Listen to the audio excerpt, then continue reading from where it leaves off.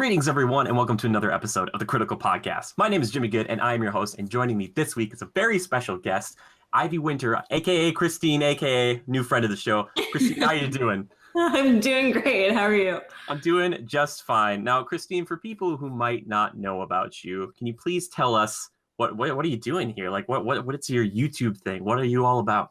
Yeah, so I have a YouTube channel, Ivy Winter, which is why the whole AKA thing. Yeah. And it is based around Disney, specifically Disney World. So I like to talk about mostly planning tips and tricks, kind of fun little nuggets like that. I'm a person who went to Disney World a lot as a kid. And then when I got older, realized I have my own expendable income and I can do whatever I want with it. And was like, wait, I still want to go here. So I think I've actually been a lot more as an adult than even when I was a kid. And because I'm on the East Coast, I'm in New York, I go quite a bit. And I know Disney World is a very daunting thing for people. Like if you've never been, or even if you haven't been in so many years, things change so fast. So a big part of what I try to do with the channel is really help people who are planning, who are like, I don't know what online check-in is. I don't know what to do in Magic Kingdom one night.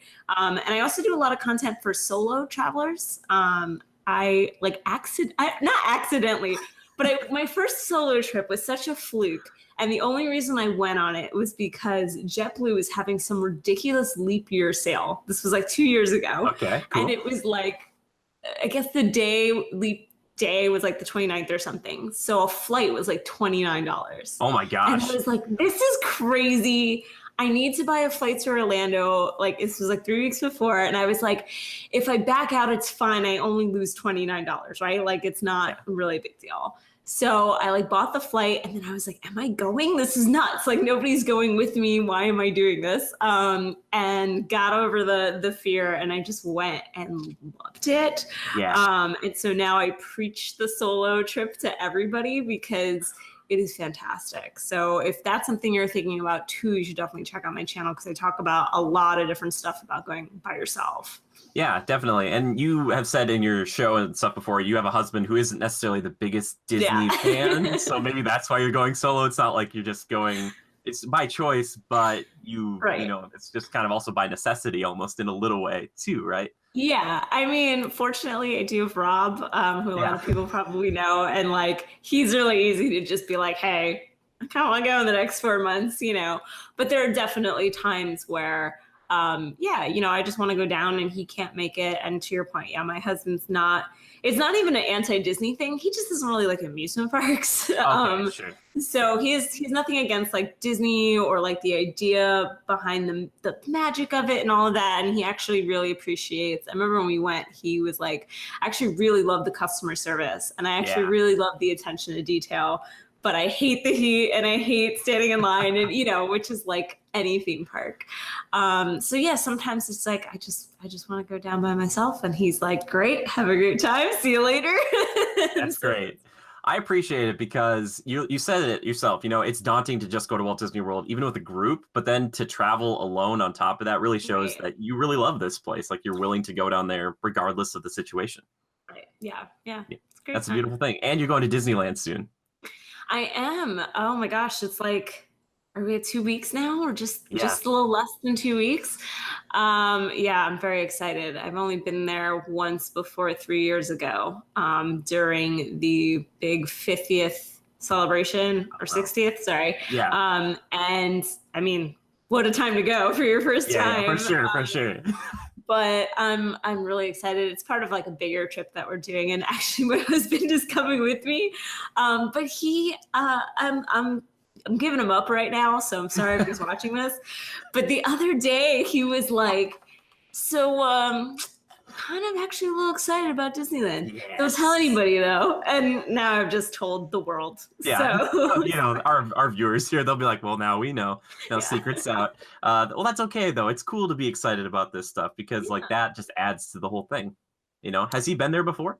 He's never been to Disneyland. So he went to Disney World twice as a kid and then came back with me, I don't know, 2 years ago.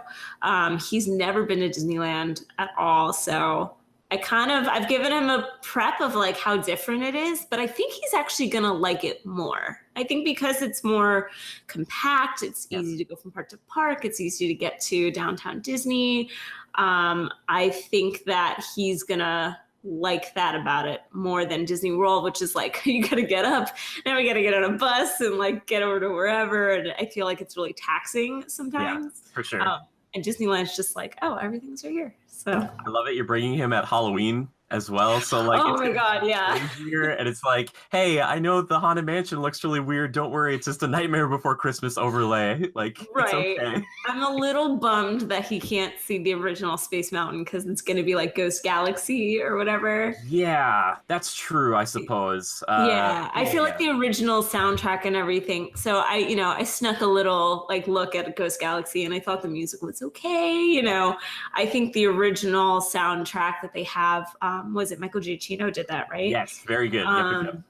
Yeah, and it's fantastic, and it just like so adds to the experience. And so I'm a little bummed that he's not going to get to experience that, but I think he's going to love all the other Halloween stuff. Like he loves Halloween like I do, so I feel like that's a plus. Sure. So what you got to do is you bring your phone, you grab some earbuds, you just crank them all the way up, have that song on there, and it'll just be fine. It'll be like, this doesn't work with like the creepy flaming ghost that's trying to attack me. Whatever, like, just ignore the ghosts. Yeah, don't worry about it. Well, I remember, I think the last time I was there, it was the regular one. It was back in March, and then the year before that, I happened to also be there, but it was the Star Wars Hyperspace Mountain. Hyperspace Mountain, which was really cool. And I thought, I was like, okay, this like elevates it, because I'm not as big a fan of that one because the track is more of like, because it's more compact, so it's more of like a toilet bowl situation. Agreed. Whereas the one at Disney World's all like, we're crazy, and you're just like, okay. But I wish the music was at Disney World, because that music does add something special. It really does. It really does. Come on, Disney World, do it. They're like, Jimmy, we just can't right now. One day they will. But besides that, you were also on the TTA podcast with Rob, who's been on the show a couple of times, which is also talking about all things Disney, not just the theme parks, but you also talk about like, the movies and TV and all that stuff too. So you should definitely check that out, because I'm a big fan of that show. I love that show. And I can tell that you guys have been friends forever, especially by your intros and outros. Yeah. You guys don't even hear half of what actually happens, which is so funny to me. Like there are points where I can't tell you how many like flubs we have, and we're just like cracking up a little too long. And then we're like, okay, we need to like composure, get it back together. But yeah, we've been friends since, oh God, like 5th grade, something like that. Wow, jeez, that's impressive. Cool. Yeah. I mean, we're in our 30s now, so there you go, do the math. So I think that's one thing that I enjoy is like when we have the podcast together, it's like we're just talking normally, and then we're just like opening that up to everybody else, to our insane conversations that we have. So it's always a good time. It never feels like work. Like it's great. So yeah, it is really great. And you can also call in and leave a message, and sometimes they play it, which is really fun. I did it once and I was like, this is great. I love it so much. Yeah, it was an idea that I came up with because of another podcast I was listening to was doing something similar. And we were like, what are we going to do for our 100th episode? And we had all these ideas, and I was like, wait, we need to set up this like voicemail thing, because I think it just adds so much more. It just adds another depth to it. And it's really fun, I think, for people to like leave the voicemail and then hear themselves and, all of that. So yeah, it's been, ever since we opened that up, it's been so fun to get those messages. Yes. Well, and I also love that you have like your sign off is have a great, big, beautiful tomorrow. And then it seemed like a few people did that in the voice messages, and now it just seems like that is the way you say goodbye now on there. Is like you call, say what you need to, and you're like, and have a great, big, beautiful tomorrow. Yeah. Like, if you say goodbye, I'm just going to be like, what? No, we're not putting it in the podcast. Yeah, exactly. You got to try it again. Come back next week. I love it though. It's really good. Yeah. Okay. But you talk about Disney, but you don't always get to talk about games, and you like, don't just, it's not all Disney all the time for you. So like what gaming franchises or movies or anything to give people a baseline for who you are? What are your favorites? So, oh God, I game like every day. Like literally every day. It was so funny. I was actually talking to my coworkers, and they were like, what do you do when you like go home and relax? Do you have a drink? And I was like, I just like turn on my PlayStation and play for like a couple of hours. But I've been gaming since I was like 4. Nice. We've always had consoles in the house. My dad gamed, but he was more of a PC guy. Okay. But I grew up, I gamed on PC. Then we started getting consoles. I was definitely the like Nintendo kid, and my older brother got like the PlayStations for a long time. Edgy. Mm-hmm. Right, because it was like the more mature stuff, Yeah, and like exactly. and then I mean, right now I game still on PC, and I have a PlayStation 4, which was actually my first PlayStation ever, which is crazy. Oh, really? Cool. And I love it. I think it's fantastic. And I have a Switch too. Nice. So I'm constantly like, I'm that person who is on top of the industry and like getting all the newest games, but also following what's going on in development. R.I.P. Telltale Games. I know that just I was going to bring that up. But but like I love that stuff, and I think that's something that a lot of people don't know about me. Like they just think Disney, but I'm very in that world a lot. Just finished Spider-Man, 100%ed it because it was amazing. Yeah. We were talking before that I've been playing Dark Souls Remastered. I'm a huge fan of everything From Software has done. I think it's amazing. But I don't know. I mean, a few others I love, like BioShock series is right there for me. That's a good pull. Uncharted series, another one. Like I love games with just really good story. Like I want to feel like I am immersed in a really entertaining story, but I like the fact that I can interact with it as opposed to movies. Nothing wrong with movies. Obviously I love movies, but there's just something about that that I absolutely love. So yeah, when I think like my favorite franchise, it's always like something that has like some amazing story or big twist, i.e. BioShock, or any of that kind of stuff. I still think about that. I think about that almost once a week still. I'm like, right? Would you kindly? And then I remember thinking I was playing it back in college. I almost like put the controller down. I was like, oh no. Like, so did you play all three of them, or just I only played BioShock and BioShock Infinite. I didn't play 2. Okay. That's okay. Two's all right. It's not. I like the concept of being a big daddy. I was like, that's kind of cool. But Infinite, it just kind of captured me because I thought, man, Columbia is so fascinating. Where the first BioShock, I was like, Rapture's so cool, and it kind of had that vibe, but it was up in the air. And I think the end of BioShock Infinite, I was one of those people who just I did not get what was going. Like some people figured it out early. I did not. Okay. So when everything sort of happens at the end and just that entire last, I mean, there's a lot of crazy stuff that happens in the last 20 minutes, but that ending, I remember just my jaw dropped, and I'm pretty sure I just stared at the screen like this with like a tear rolling down my eyes. Yes, perfect. What did I just witness? Like what just happened? I don't know. It was one of those things where I didn't even realize how much I was feeling for the characters until the end. And I loved the concept of not to spoil anything for anybody, but there's a lot of I don't know, time loops and different dimensions and things like that, which is something that I've always been fascinated with in general. Like the whole idea of string theory, I find is very interesting. Yes. So give me a game that talks about that, and I'm like, yes. But and then I replayed it, and even the second time was like, it's still just as good. Man, that game, like the way that Elizabeth like throws you a gun, or you like jump and try to like latch on to things with like your little claw thing. Like the presentation there is so good. You talk about the ending. I love the beginning too, where you start off, see the whole place. It seems so perfect. Then you get to that little performance stage show, and they like give you like a tomato to throw at some poor individual. You have to make that decision, yeah. And I was like, oh man, can I just get a gun and start shooting these people? Like I was like, I'm not doing this. Are you kidding me? This is horrible. Like that game. Man, that's a cool game. I liked Infinite a lot. Songbird, man.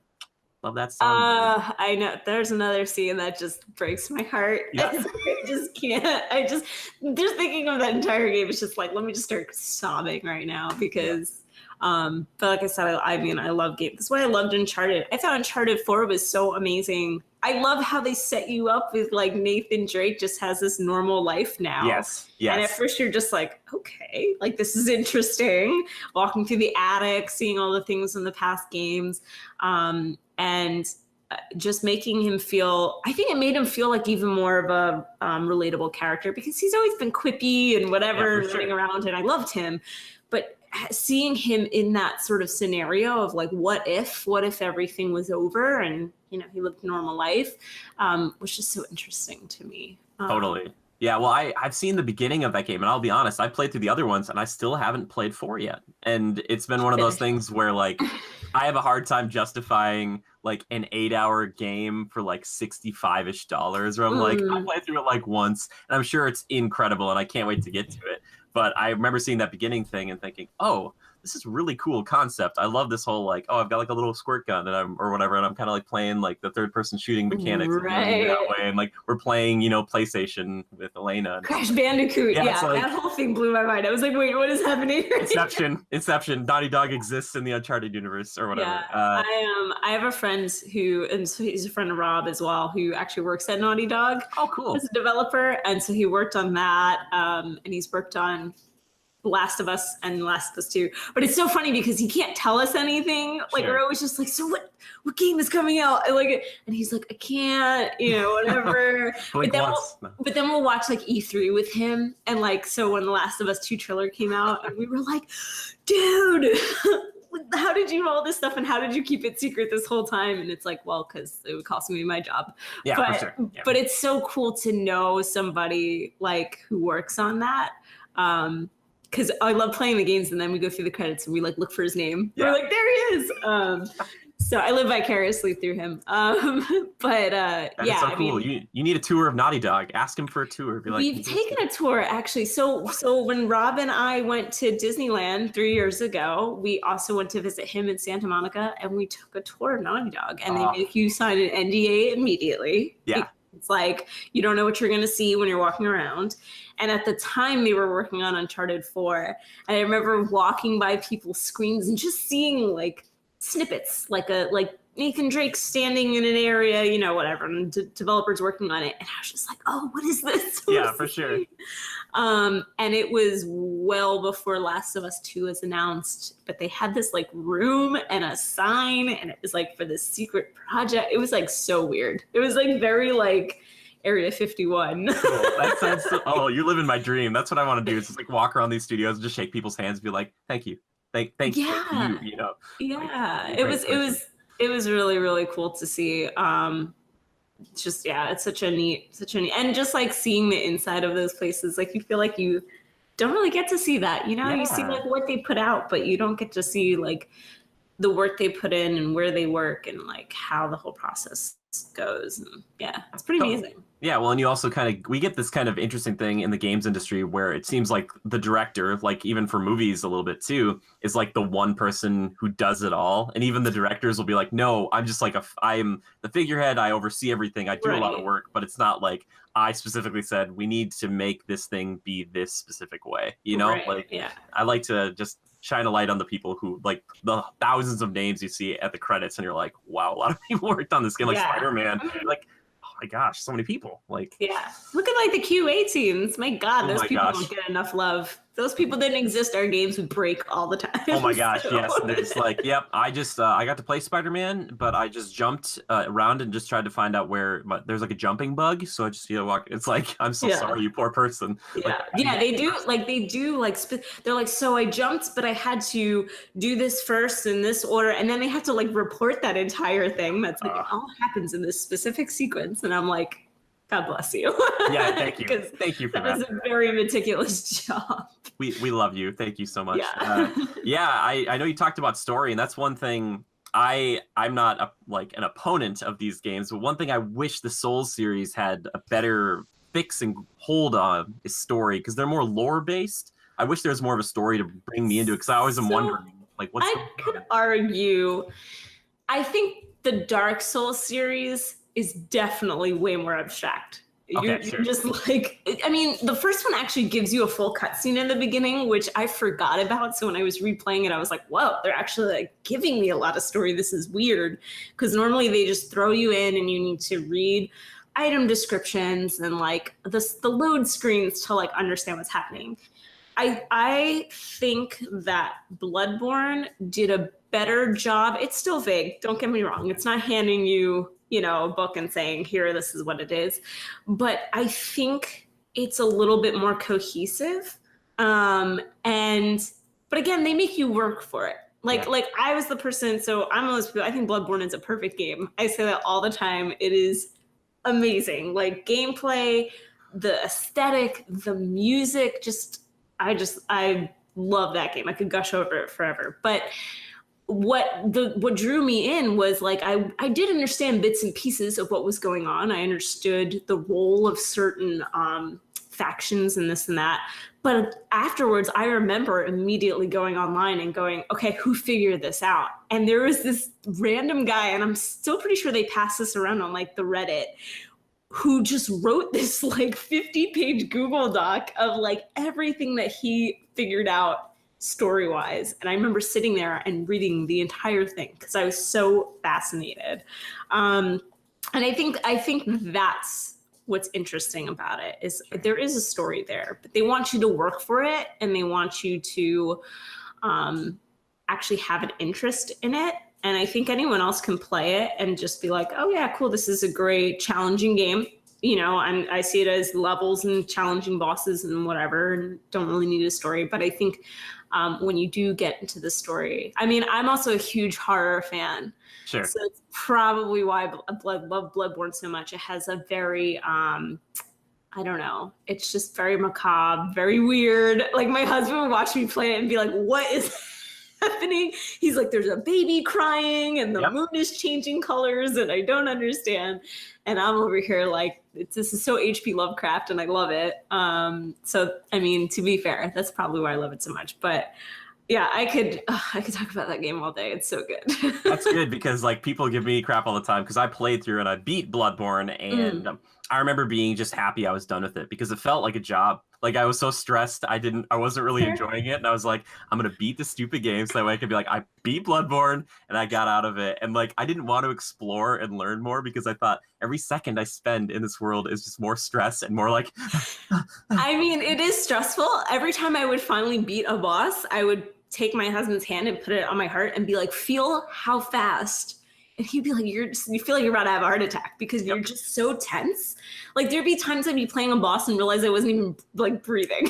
I was just so tense. But I think what I also love about From Software's game is there's this interesting community behind it, with the co-op and even with PvP. And there's like these unwritten rules. Like if you are PvPing against someone else, which is player versus player, you have to bow first. You don't attack a player if they're being attacked by another enemy. You wait. Like nobody said that you had to do this, but it's like this unwritten etiquette of how you're supposed to interact.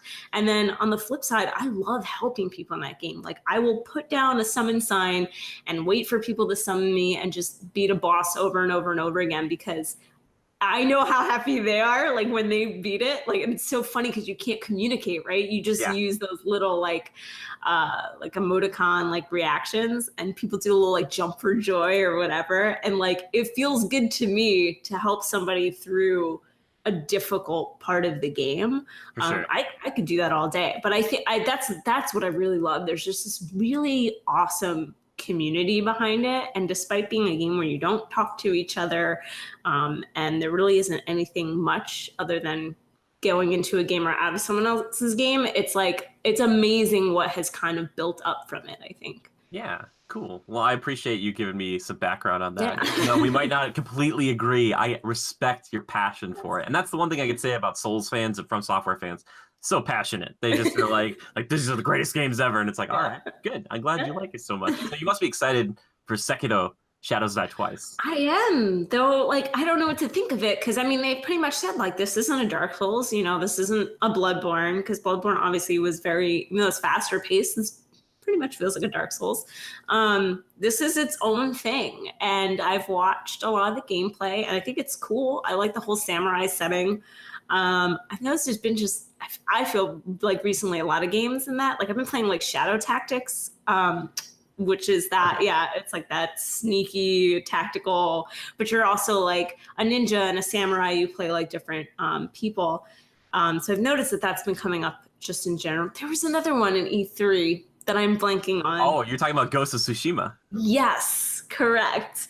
So I feel like that's become really popular right now, is to like go into this like samurai. I mean, look at Westworld. Yeah, exactly. Yeah, I was gonna say, I have a theory, and it probably has to do with this giant poster I have over here.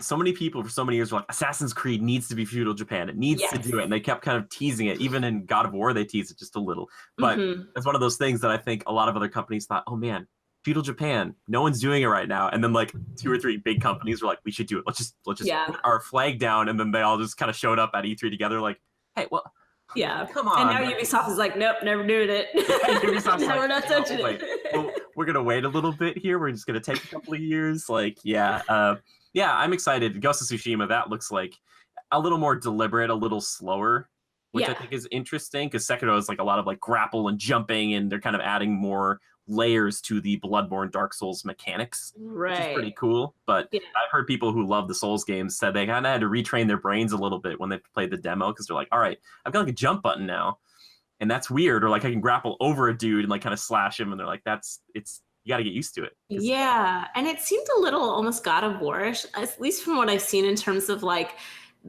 these huge enemies that you're fighting, but they're not like the crazy things that you see in like Bloodborne. They're more like humanoid, I guess. Some of it was a little weird, because of course it's from software. It's always going to be a little weird. But I got like kind of God of War vibes there. But I mean, like I said, I'm a really big fan of the company, so I'm open to it, because I feel like if I've had such good experiences, even if it's feels different, I feel like I'm gonna enjoy it. So cool. All right, well, we've got gaming covered. Movie wise, TV wise, do you have favorite franchises you can think of?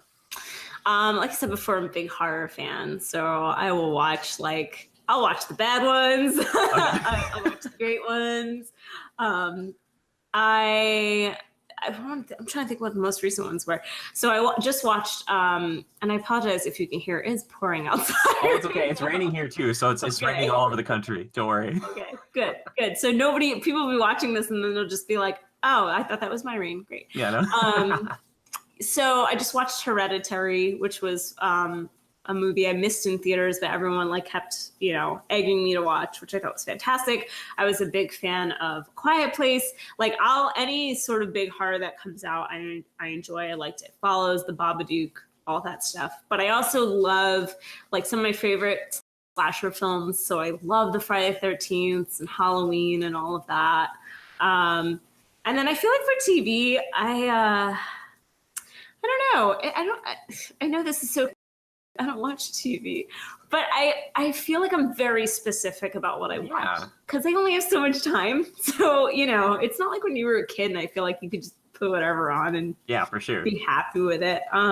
So I said Westworld. I really enjoy Westworld. I actually really did like the second season, despite some flaws. And I know some people didn't love it as much as the first season. Yeah, did you hear the creators, what they said about it? They're like, if you didn't like season 2, you probably just weren't paying attention. I was like, oh, that's... I was like, probably... Sick bird. I was like, that's kind of mean about people, but I get it. I understand it. Yeah. So you like Westworld? Yeah, it had its slow moments. Like there was 1 or 2 episodes where I was like, but for the most part, I actually really, really liked season 2, and I'm very excited to see what they do with it. I like Game of Thrones, but I feel like it's been off for so long that I can't remember where we are anymore. What's that? Is it next year? Yes, I think it is the last, and then they're doing like 3 or 4 spin-offs. Which, I mean, I probably won't. It's too much. I can't do it. So I feel like I'm gonna have to like give myself just kind of like a revamp of everything that happened before it comes back. It's been so long. I mean, everything. I really like Brooklyn Nine-Nine. I tweet about that all the time, that show. I'm not really like a sitcom person at all. I think that show is fantastic. I was that person that went through the emotional roller coaster when they canceled it. And then literally within a day, it was like brought back again. But I was so angry when they canceled it. Like, you gotta be kidding me. It's so funny. It's so representative. Like, I don't know. It's fantastic. Like, I have an obsession with that show. Okay, I just watched all of it. I'd never seen it like a few months ago, and I watched all 5 seasons of it. It's very much like, it seems like The Office or Parks and Rec to me, where it's got this pretty, regular setup where it's just like, oh, we have this group of people and they all kind of have their thing. Some of them change, some of them don't.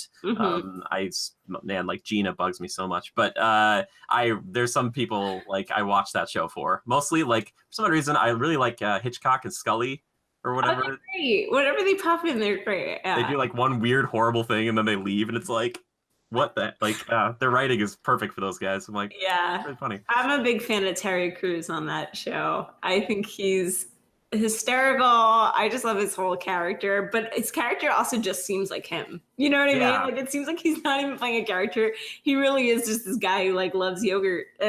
Yeah, whatever. I feel like they're not using him enough though. Like, I feel like they just reduce him to like third person yogurt guy. I'm like, you could do, the whole show could be him. Like, if they lost Andy to like for something, like Terry is so like such a huge presence that no matter where you put him in, like he just fits so well, and everybody's like, I can just watch you for hours. Like, I know, he's fantastic. Like, he's one of those like actors that's like, oh, I love the roles he plays, but like I also love him as him. Like, I'll watch him do interviews. I don't watch anybody do interviews because I think he's so intelligent and he's so genuine, Yeah, he's a cool guy. Yeah. So, and then, I'm trying to think, what else have I been watching lately? I feel like I'm that terrible person who starts series and like doesn't finish them. You're not a terrible person. You just have limited time, and you know that it's not for you. If you watch like 3 or 4 episodes, you don't like it. Yeah, that is a very good point. Like, I never got the whole American Vandal thing. Like, people are obsessed with that show. I don't know. I get what it's parodying, but like I just thought it was not fun. Like, I watched like 3 episodes and was like, I'm done. I'm out. This is not funny. This is like really juvenile humor, but it's, I don't know, everyone loves it, so it's not for me though. That's okay. I respect it. I like that you're true to yourself and you're not like, I'm just gonna watch this because everybody else is watching. You're just like, no thanks. I watched 3 episodes. I was out. That's okay. I've done that with a few shows. I'm trying to think of which ones, but they were like, I was like, no, I just can't do it. American Horror Story. Oh, really? I watched like the first episode. I'm a big scaredy, Christine. So like I watched that and I was confused and also horrified. So I was like, this isn't entertainment for me. I was like, I'm just gonna be up all night thinking about this whole thing. What season was it? Was it the first season 1? Oh, season 1's great. And the weird thing is I had seen that first episode a while ago, and then I rewatched it with a friend. I was like, oh my gosh, it's the same episode with this creepy person in a suit. And I was like, nope. Like, I was like, no thanks. My feelings about American Horror Story are basically season 1 is really good. Season 2 is excellent. Don't like the rest of it. It's a plummet. I don't think the rest of it. See, I like being scared, so I don't think the other stuff is like scary enough or interesting enough. I hear that the new season is like Coven meets the season 1. I don't know how they're. Oh yeah, they're supposed to like, it's like a crossover mix of the universe sort of, which is, I get it. Those are 2 of their most popular seasons. But season 2 is the Asylum one, and I thought it was fantastic, and Zachary Quinto was in it, and this was also around the time he was doing Star Trek, and I was like, who is this actor? He's fantastic. And like, that's how I started to like learn about him. But that one just had, I mean, come on, it's an asylum. Like, that sounds pretty scary to me. So for sure. See, the only asylum I like is Arkham Asylum. And then I just punch my way through it. I'm like, where are the bad guys? Like, I'll get him. Yeah, Zachary Quinto. I think I first saw him on Heroes. That was like my introduction to him. Sylar, or Sylar. Yeah, he was. Sylar. I liked him. I was like, man, this is that first season. And the rest of it, not so much. Yeah.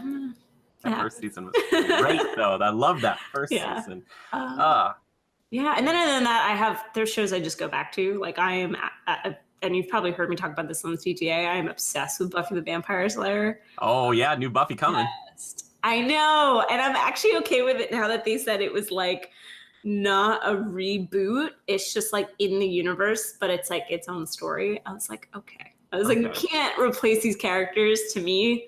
Yeah. But I'm okay if it's like same universe stuff. Okay. But I mean, I've always been a big Joss Whedon fan. I love all the TV shows he's worked on. I've loved the movies he's worked on.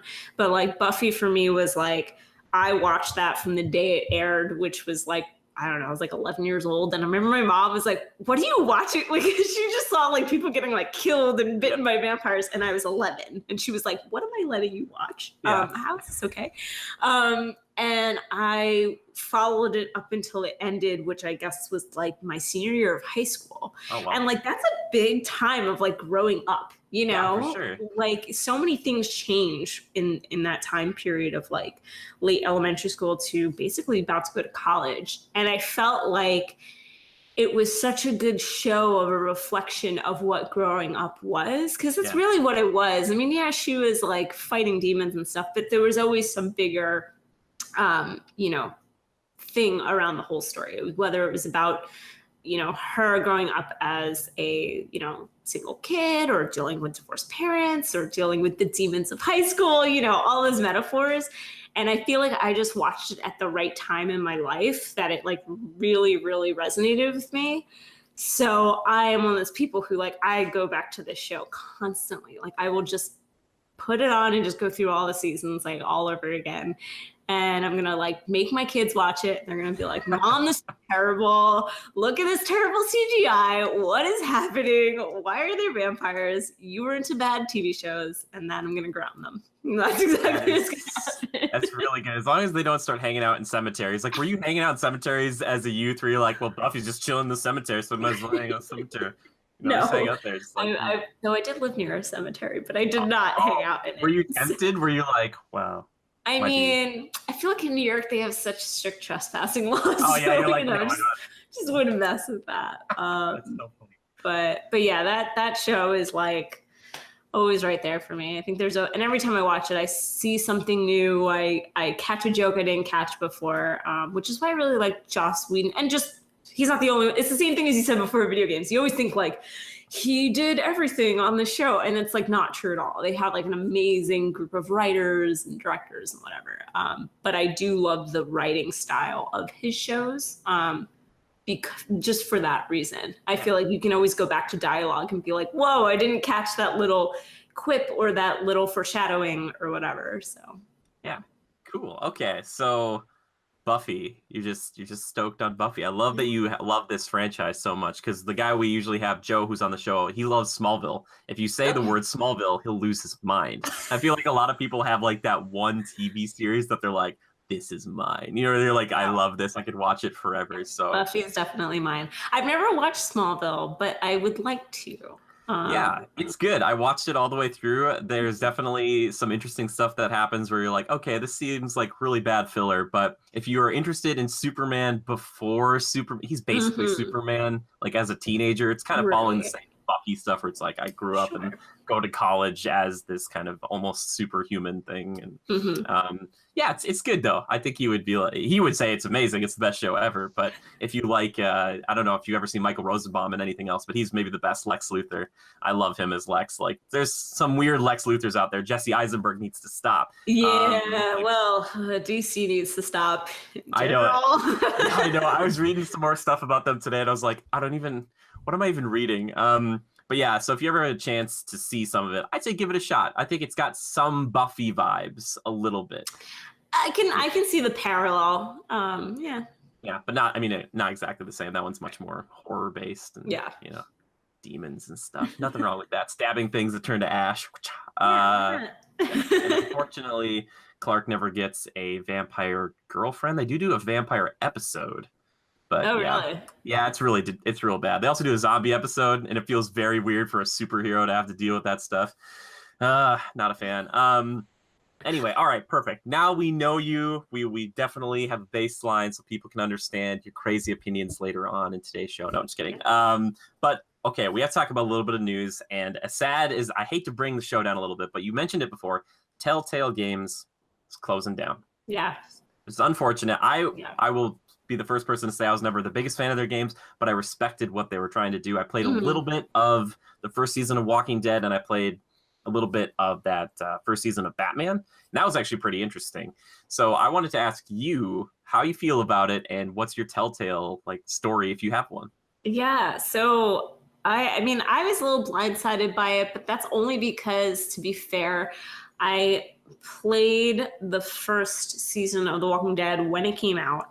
And I played the Batman Telltale series because I love Batman. So I'll play any game. You're a good person. You're a good person, yeah.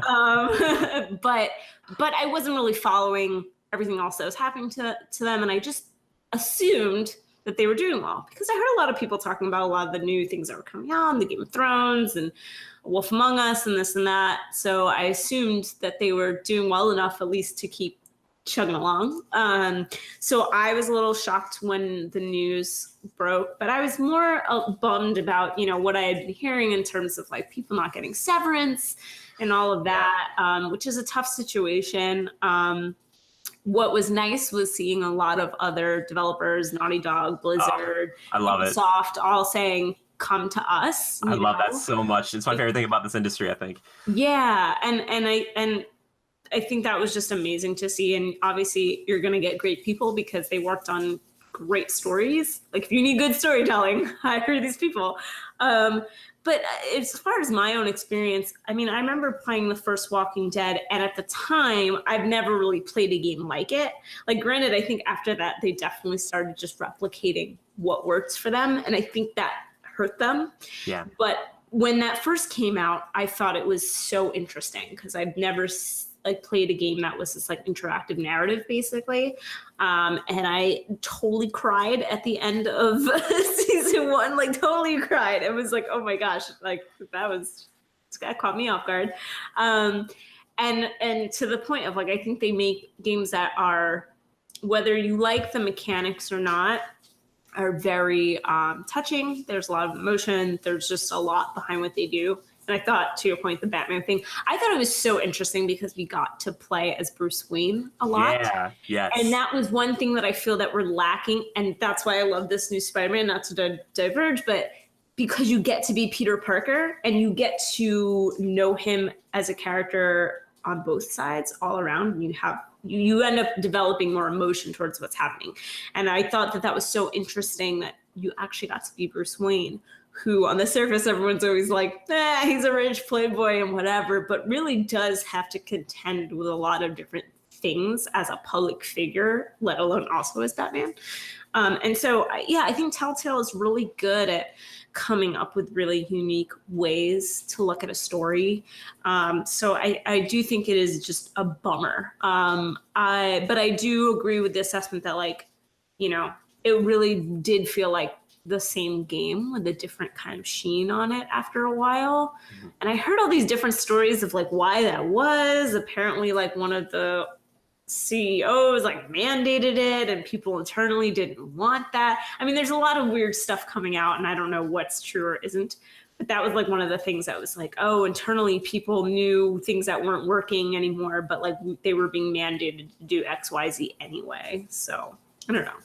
Yeah, well, it's unfortunate to hear because you never like to hear this sort of thing, even if you aren't necessarily like a big fan of any group like this, because it's like, well, that's just like one less game in the world, especially for people who are really passionate about this stuff. And you could tell that, you said with the storytelling, like if you really want to get into games and you want to focus on story, you have to be so passionate and so like, you're picking through all this stuff and making sure it fits in super well with the narrative, because that stuff you can't just be like, we're just going to patch in a line of dialogue that's like, oh, well, sorry, that story beat was different. It's like, no, like it has to be this way. So our hearts go out to everybody at Telltale. And I hope you guys all find, better things. Maybe you'll get to work at another company and make their stories way better, or make your games better, or just like, that's what I really hope, because I saw like a lot, you said you're tweeting stuff out like Gunfire Games and all these people are just like, hey, come work with us, we've got some positions open. And it's like, it's so cool to know that in this specific industry that when we hear about this stuff, everyone's like, hey, you know what,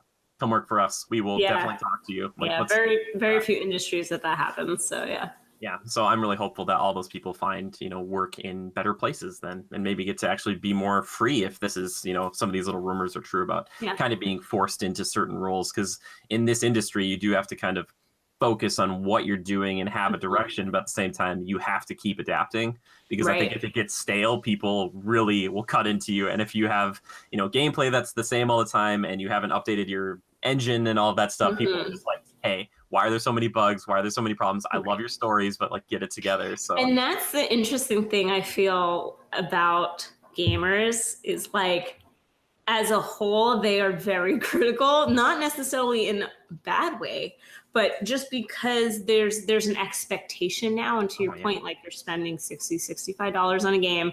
And I think that they are just so much more involved in what they want an end product to be. And sometimes that's, to a fault. Yeah, for sure.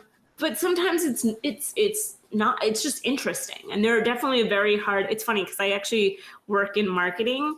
Cool. So it's been discussed before about how hard it is to market to gamers because they're very cynical. They really nitpick everything and they care more about, end product than they care about any other flashy advertising or anything like that. So they're very, very interesting group of people.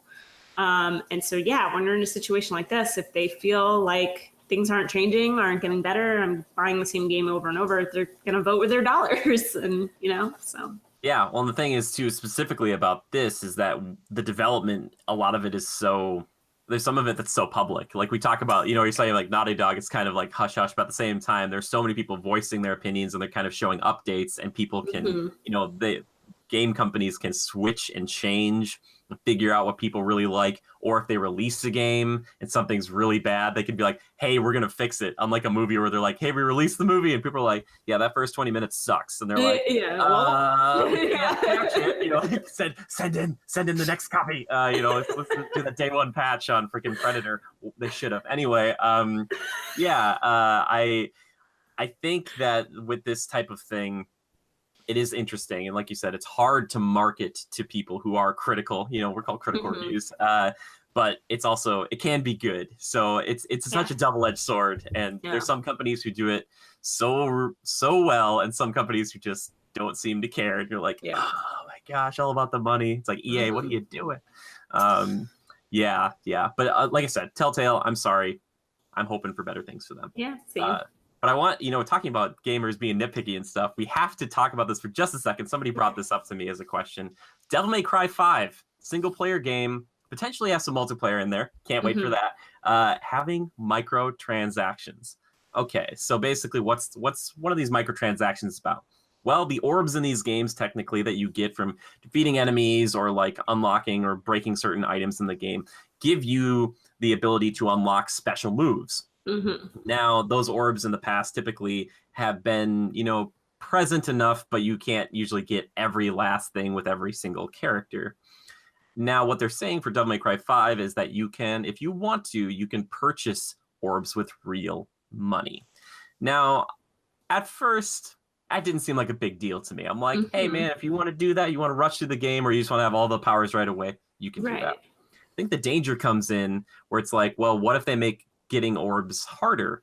Is this something that we might see in other single player games for people who are spending that $60 to $65 and they're like, oh man, I have to pay more just to play this game? It's kind of a little free to play-ish, just a little bit. But I wanted to get your take on it, Christine. How do you feel about it? I to your point, I think that is the danger, right? If it crosses the line where you feel like the game is unplayable or too difficult without spending the money, and you feel like that's what they're trying to do, is to con you to spend money, then by all means, I don't think it should happen.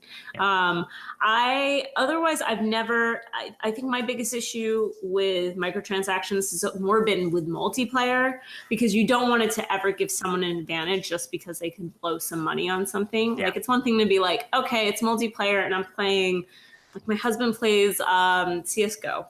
And so he spends money on a skin for a gun. Well, whatever, it's just a skin. It's not affecting him being any better than another player. But if it's going to be something that if I dish out $100, I'm going to get some sort of abilities that are just going to make me crush everybody, then, I mean, I think that's obviously just so unfair. But when it comes to single player, generally, it used to just be like the same sort of thing, like skins or whatever it might be. Or maybe you do, what is it? Assassin's Creed has a bunch of microtransactions if you want to use them. And sure, they make life easier. Like Origins, it was like you could spend money on certain materials so you can get upgrades faster. Which to me was like, fine, whatever. If you want to spend that money on a single player game, yeah, exactly. It doesn't matter to me. Like, that's fine. That's how you want to play it. I don't mind, grinding for it or whatever, then that's fine. But I think that really is the key here is, does it negatively affect gameplay to not make that purchase? Because that's when it becomes really dangerous. And I feel like people are going to backlash against that. Because it didn't negatively affect me to not be able to upgrade my bow and arrow faster in order to, you know what I mean? Exactly, like it isn't enough for me to be like, oh man, I really got to spend that $20 or, whatever. And I mean, I think I only played one Devil May Cry. I don't even remember what it was. It was an old one. That's all I know. I've never really played the games. So I don't really know from like that standpoint of being a fan or anything like that. But I think they just have to be really careful with it. And I totally understand why people are skeptical. Yeah. Because anytime you hear microtransaction, I feel like you just get skeptical, Yes. Yep. And it's really unfortunate. And the director, Itsuno, came out and he said, oh, you kind of want to give options to players for people who just want to get every ability right away. And that all seems well and good. And I can appreciate that for people like the whales out there who are going to be able to just be like, yeah, I'll spend another $100 on this game. Why not? Right. But it is scary, especially if it's becoming something that's integrated into our higher caliber or AAA single player games. It starts to get really like, uh-oh. Hopefully it's not something that really affects the game. We'll find out eventually. But to your point about multiplayer, I want them to put a mode in every multiplayer game that's called pay to win. And if you want to pay to win, you can just buy the best weapons and everyone's just running around there with like the greatest things. Like, I would watch the streams of that. Guy's like, I'll drop $50 on this new gun, whatever. And then he dies, but then he's like, I'll just buy another one. That would be amazing. We need like PUBG with pay to win. I would watch a bunch of like millionaires and billionaires play PUBG or play Fortnite the pay to win way. Oh, but they're like, oh, so why did I die? Can I buy more shields? I'm like, yeah, you could buy $1 million worth of shield. And he's like, that's fine, man. I'll do it. I like that idea. Let's do that. Give the whales a big ocean to play in. That's what I'm saying. Yeah. But yeah, that was just something I wanted to bring up just for briefly because I thought it was interesting, and I'm really excited about Devil May Cry. I'm a big fan, especially of Devil May Cry 3 and 4, and then DMC came out as kind of weird reboot, and now this one is like back to being a sequel of 4, but it's also a prequel to 2. Maybe it's very strange. I was confused at first, but I'm all on board. I just hope nothing hinders the progress of it because I'm excited about it. Oh man, so cool. But let's talk about something else that also might be a little concerning or maybe a little hopeful to some people. Switching gears over to movies now. Star Wars. Bob Iger recently said they're going to start slowing down. He said, you know what? Maybe it was a little bit too much, too fast, and that they're going to start slowing down their movies a little bit. Kind of comes off the heels of this kind of past funk we have here with the divisiveness of The Last Jedi, the underperformance of Solo, a Star Wars story. Not that they're going to stop making movies. Of course not. Because it's money, baby. You're going to make that $4 billion back quick. But I thought it was interesting. And again, I wanted your take on it as someone who covers the Disney stuff all the time. I'm sure you've already talked about it. But what do you think? I think it's a smart move. A lot of people who are critical are going to look at it and say that it means something. They're going to say like, oh, they're freaking out and they're going to like stop making movies or they're going to like totally change what's coming out, because people want to just justify, I think, how they feel about it. But I don't think that's the case at all. I think this is something that Rob and I have talked about quite a bit before, even before this was announced, is there that Star Wars burnout, right? Because and it's the same thing as Marvel, right? There's just so many movies coming out. And I think for Star Wars, it's a little worse because at least Marvel, you have a lot of different characters. So even though, yes, there's like, 2 to 3 of them that come out a year, for the most part, they feel very different, except for maybe if you have like an ensemble cast movie. But, Doctor Strange felt very different from Thor Ragnarok, felt very different from Black Panther, you know? So I feel like you can still go to these movies and have different experiences. Where Star Wars, there's a lot of characters, but there's only so many that I think a lot of the general public know and resonate with. And so you can't really do the same thing. And I think everything was kind of happening a little fast. You've had these major episodes and then these like spin-offs in the middle. But I mean, I'm also of the opinion that I really enjoyed Solo, and I feel like part of the reason it didn't do well might be because of that burnout. I don't think it's that it wasn't a good film. I think that at that point, people just weren't interested anymore. It wasn't enough to get them to go because they just came off of the very divisive Last Jedi, and even before that, just so many other movies. And then now you've got Star Wars Land coming out, and they're announcing all of these Star Wars shows for the streaming service. It's a lot. Yeah. It's a lot. Yep, that's very well put. Yeah, and I was even one of those people that came off The Last Jedi and didn't know how I felt about it at first. I was like, okay, there are some things I loved, some things not so much. Didn't come out hating it by any means, but just felt like, I don't know how I feel. And then I actually rewatched it recently on Netflix and like it more. I feel like it was one of those movies that I had to give a second chance, and kind of get past, because I definitely think there's a couple of scenes that seem a little jarring. Yes. The humor seems a little off. And so when you're first viewing, you're just like, what did I just watch? But I think knowing that that's coming and kind of looking at it as a whole the second time, I actually enjoyed it a lot more.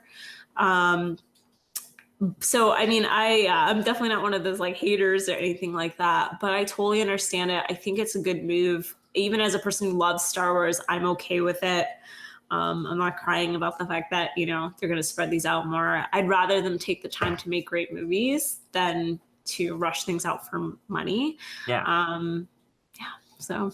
Fair enough. I appreciate that. And I think, you know, really the burnout, I think it just becomes so prevalent when you look at something that's like, hey, we released a big movie, and then they're like 5 months later, they're like, and here's another one. It's like with Marvel, you can get away with that, like you said, because they're so different. But with Star Wars, people just see Star Wars. There isn't like, oh, we've got like the Boba Fett trilogy we're working on, which is very different than the Han Solo trilogy we're working on. Right. You know? And it's just like, and also Solo was sent to die. They pushed up Avengers Infinity War, and then it like came out like Deadpool was right around there, right. And they had like Incredibles was coming a little bit after that, and it was just like, it's just in a bad time of the year. I feel like one a year was the way to go, and it was just like, yeah. Solo is definitely a fun film. Like, and by no means is it like some awe-inspiring Star Wars film. And maybe that was also the problem too. Is like people expect that, right? Yeah. Like you expect to go in and sit for episode whatever and just be like, Star Wars, you know? And so I was just like, this is a fun film, but like, that's about it. There was nothing mind-blowing. There was nothing earth-shattering, but I think people almost expect that from their Star Wars films. Yeah. So, but if anyone hasn't seen it, who's like, I think you should give it a shot. I think is it on Netflix now? Or it might just be rentable now. It might be rentable. It's going to come to Netflix, I'm sure, very shortly. Yeah. I know that time is almost up for Netflix to have these things. Like the last Disney movie would be like Ant-Man and the Wasp, and then it's like, no. Like, basically. But I think people should give it a chance and not go in with crazy high expectations, but you'll find that it's actually a really fun movie, and I think very well done. I think the biggest fear was like you're having these people play these iconic roles as a younger, you know, what's going to happen? And I thought everyone was fantastic. I really do think they did the best they could with characters that were just, I don't know, legendary, basically. And you can't be Harrison Ford, but you sure can do your own version. I thought it was great. So. Yeah, well, I think maybe that's the thing is maybe they should stop trying to do like, let's make a character, but the younger version of them. Maybe that's why Rogue One works better, is because it's like, Rogue One. Rogue One is one of its goodness. It's in the top 3 for me. I freaking love Rogue One. I know people say there's pacing issues in the beginning. No, it's so good. The first 3 or 4 minutes, they hop to like 3 or 4 planets. I get it. Like I was like, oh, it's moving fast, but I gotta say that last act is one of the greatest acts in like any movie, and I freaking love it. I totally agree. I totally agree. I was there night 1. I dragged my mom with me, and I'm like, she was just sitting there, and they send out all the TIE fighters, and she's like, think they got enough TIE fighters. I was like, yes, she's throwing shade. And then when Vader came out, I almost stood up in the theater because Vader is like my favorite villain of all time. And I was like, I will watch 2 hours of this. I will watch just 2 hours. I know it seems like hyperbole, but I'm not kidding. I was like, give me the Vader movie. Oh my God. I saw it actually with my old company. So one of my old company owners is a very big Star Wars fan. So when episode 7 came out, he rented out a theater. And when Rogue One came out, he rented out a theater. So just me and all my coworkers. Oh my gosh. Yeah, and we all had like +1s. And the Vader scene, everyone was just silent. Like I'm pretty sure we were all there like, this is amazing and terrifying. I've never been, I watched the original Star Wars as a kid, and yeah, he was kind of scary. Yeah. I was terrified in that scene. I was like, I've never really, it was just so excellent. It was just so excellent. If you watch that movie for nothing but that scene. Yep, just watch it for that, because that like 45 seconds or whatever is just unbelievable. And I just love that movie. It really felt like almost like a World War II movie. Yes, thank you. Emphasis on the war. It was like Star Wars. This is the war. Like you're seeing an episode of the war. And I think that's maybe another reason why Solo didn't do as well, is because people expect there to be these really large scale conflicts. And they kind of hint at it in Solo. But in Rogue One, it's like, no, this is all about one thing, and it's going to go to hell. And the biggest thing, the thing that like changes the tide of my gosh, everything. So, I mean, and I think they did such a great job at like showing that. Especially, I mean, if you know the story and what they talk about, even in the original trilogy of what happens, you kind of go into this movie knowing how it's going to end. Yep. It's not going to be a happy ending. And it's just so, and yet it's still so emotional. Like you knew what was going to happen, but it's still so harrowing. And also just one of those things where it's like, look at these people who like sacrifice themselves for the greater good. A lot of people say like, oh, well, I can barely remember the characters and whatever. And it's like, well, I mean, they were there for this one mission and that's what really matters. It's like what's happening inside this moment. And Mads Mikkelsen, I mean, who doesn't love him? But him and Ben Mendelsohn, director Krennic, that guy, he was born to play the villain. And great actors in that so film. many good actors. And it's just like the first time they said, like on the first draft or whatever, the script they sent to Disney, they're like, Disney's never going to okay how this is going to end. And then Disney was like, yeah, sure, if you want to do that, that sounds good. And they're like, well, we can do that. And they're like, yeah, do it. It's like, oh my gosh. I think that might also be why some people don't like it. It's fairly dark for a Star Wars film. And I think there's definitely probably a lot of parents who brought their kids and was like, oh no. Yeah, I've noticed a lot of parents bringing kids to movies, especially like Infinity War. I'm like, get your kids out of here.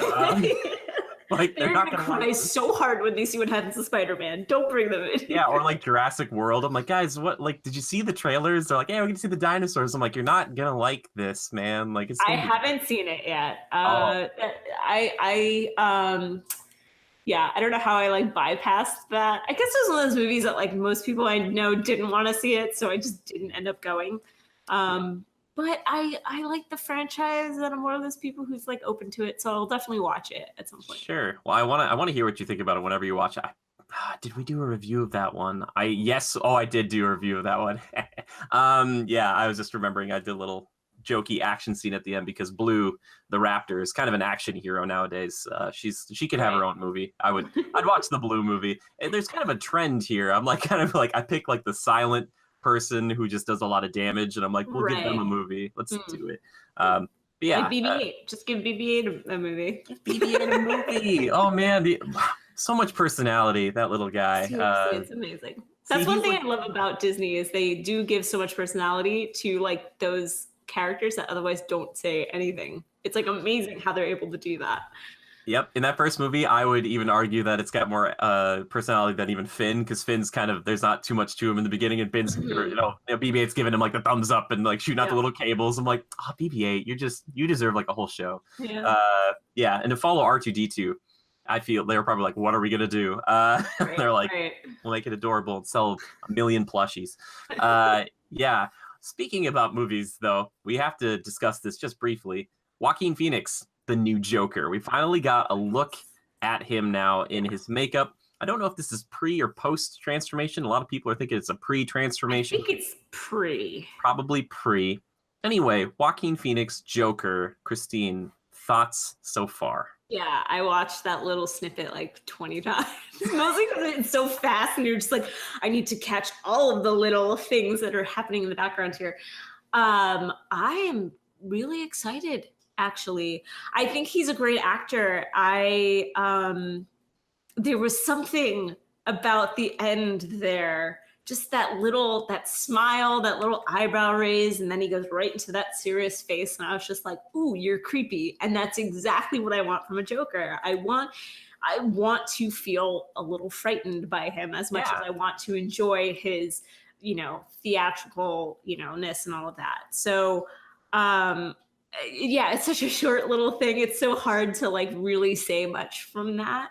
But I'm excited. I guess my confusion just was, which I feel like lies with a lot of people, where it's like, we have Jared Leto Joker, who's also still signed on to do.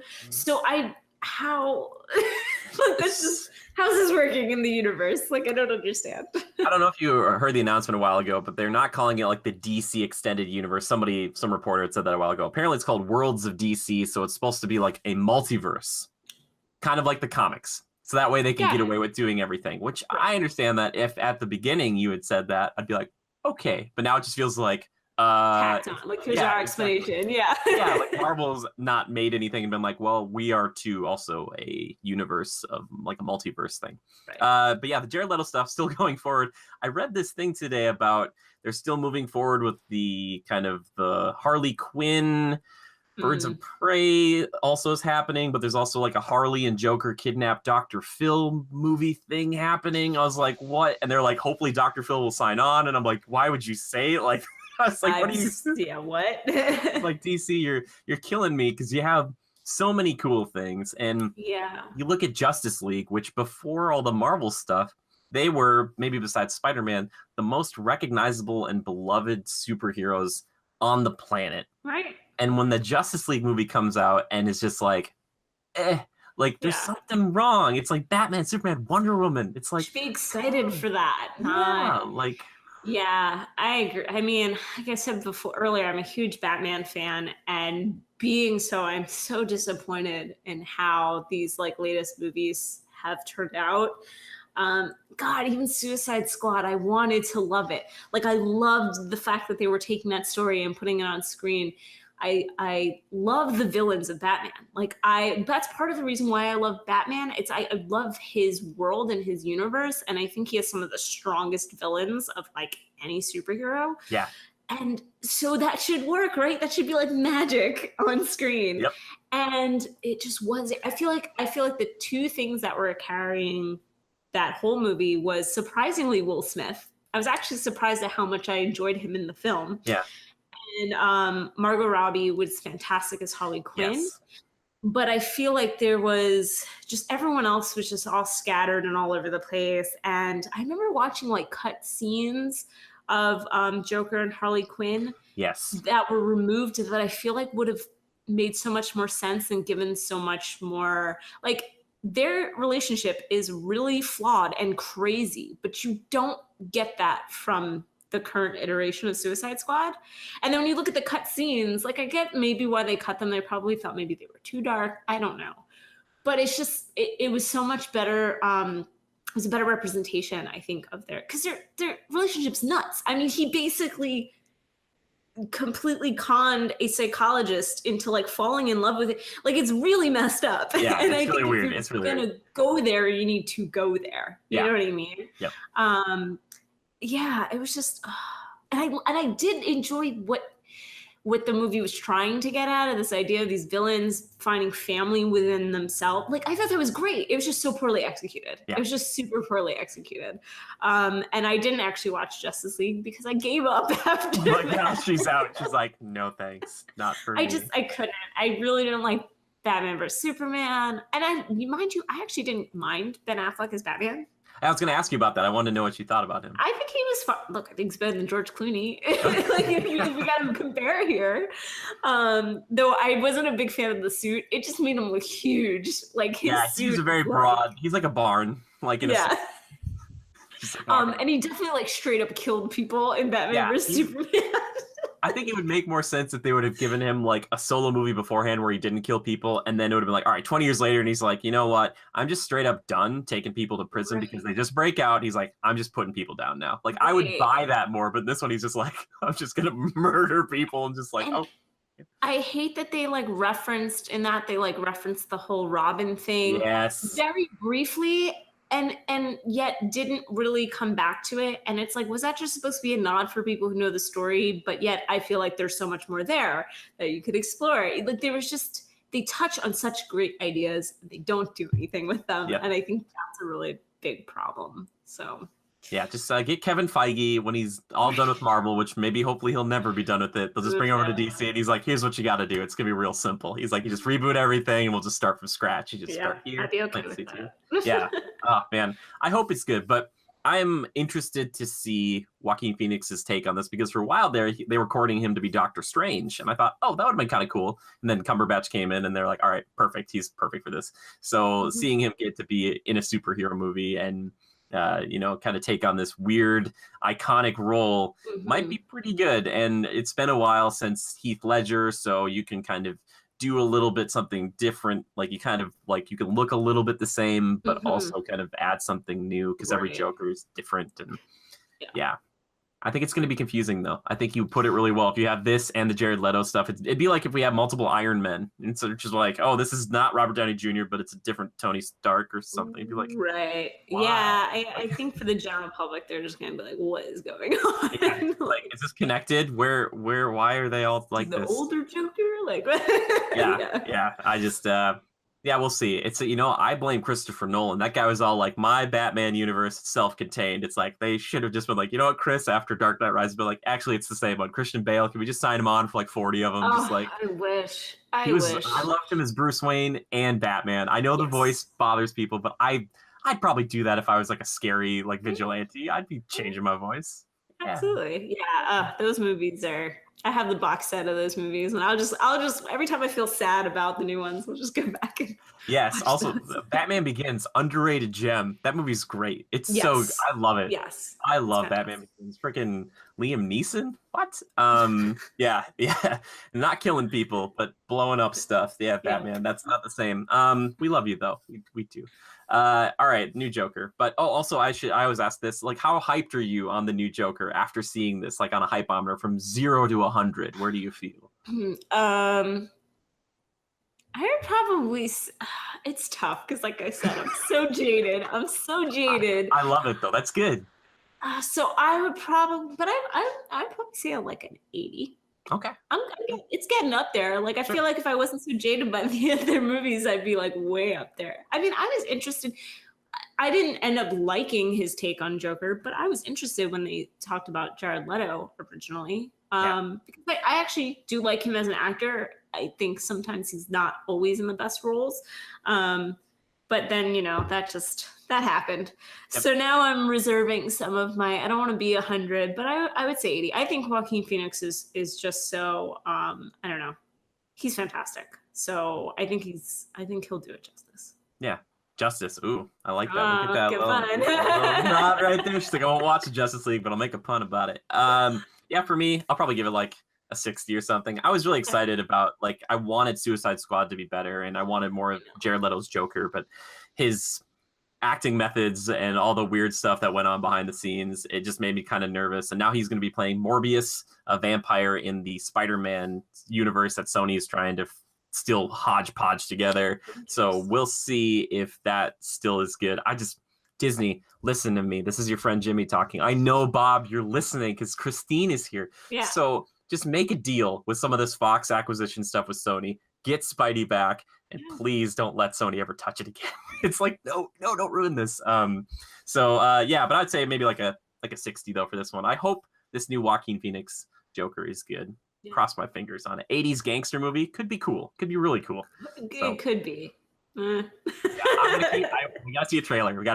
Yeah. Speaking of things I really want a trailer for, there has been some kind of rumors flying around about a Diablo animated series coming to Netflix. Apparently there was a deleted tweet here that was from who is it's Can who never is it? delete things on the internet. I know you can't. Should learn by Andrew now. Cosby, who's been working on the new Hellboy, but he also said, they're in final talks. It's very exciting, and I hope to the high heavens that all works out. Diablo, legendary gaming Yeah. franchise, something we've been talking about here. I made a Diablo wish list for Diablo 4. Check it out. And I want this because I really enjoyed the little anime kind of inspired cartoons they made for Diablo 3. I thought that was kind of cool. Mm-hmm. But to make a show about this, and this has got to be coming off Castlevania after the success of that. They're probably my like, exact thought. Yeah.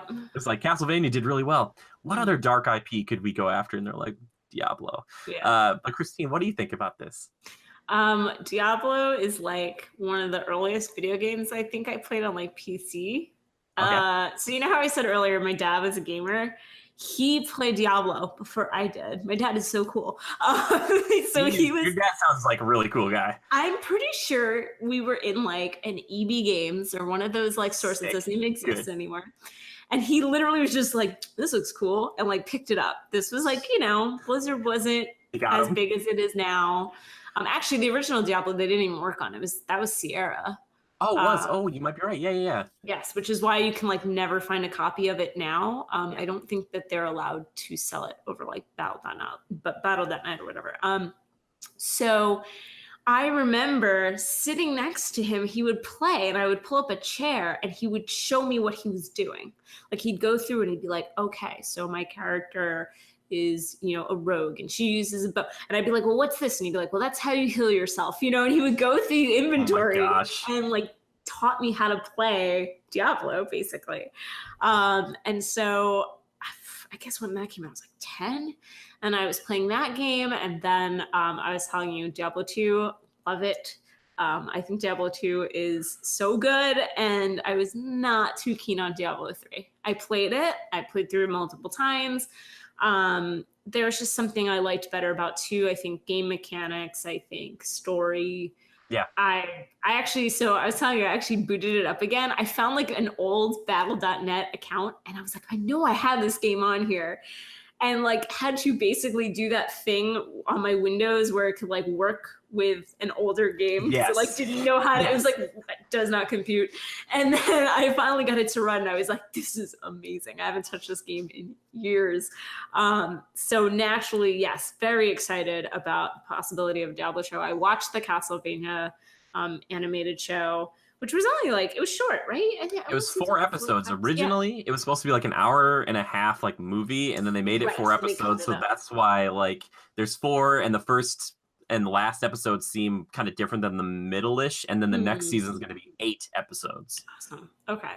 Yeah, and I loved what I grew up with Castlevania too, and I loved what they did with it. So when I heard about this, I'm really excited. I think that the world and the lore of Diablo is super, super interesting. And now you have 3 games, though I would say more 2 and 3 is really where you got that story that you can base this off of with all of these different factions and worlds, and you can create new ones. I hope like Tristram shows up somewhere. Oh, it's for sure. It's got to be like the heart of it. A reference to the secret cow level. I don't know, something like that.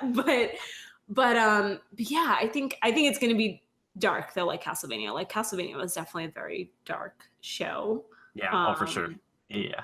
And yeah, I'm just interested in like, are they going to retell a part of the game, or is it just going to be its own thing? Like, there's so many ways it could go. That's true. I'm guessing it's going to be something like they do the little synopsis in the beginning of like, heaven and hell fighting each other and locking Diablo away, and then they might just focus on like the Wanderer or whatever, and Deckard Cain being with them. That would be my guess, or her. I don't know what they'll do.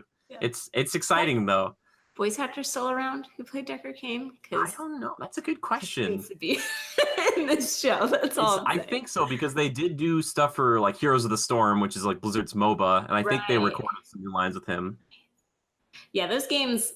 Did you ever play the original Diablo? I don't think I did. I only played 2. So the ending of that game blew my mind as a kid, because, you go through, it's very different in that you go to this church in the town, and then everything is just a lower layer. You don't go out to other different areas. You're just going deeper and deeper into these depths until you basically get to hell and like fight Diablo. And Diablo, the beginning of the story is like, and I think they carry this through there too, is like Diablo is basically trapped in like a stone and is freed, yada yada. End of that game, you beat Diablo, you get him back into the stone, but with everything that happened, you go mad and you take the stone and you shove it into your own forehead. Whoa. Thus becoming the next embodiment of Diablo. That's what it is. Okay, messed up. Right, so you know when you see the whole, yeah. So the ending of that game, I was also 10. Yeah. What just happened? Did I just become the bad guy? Like what just, at the time in the 90s, that was the most mind-blowing ending in the universe. And I feel like it just stuck with me. So I just picture just like 10-year-old Christine seeing that and then next year watching Buffy. And you're just like, this is my life now. Yeah, it just all went downhill from there. She just went to that church and it all changed. And every time she goes to the church now, she's like, do you guys have a basement? I'm going to quick check it out. Check that out real quick. Quick check it out.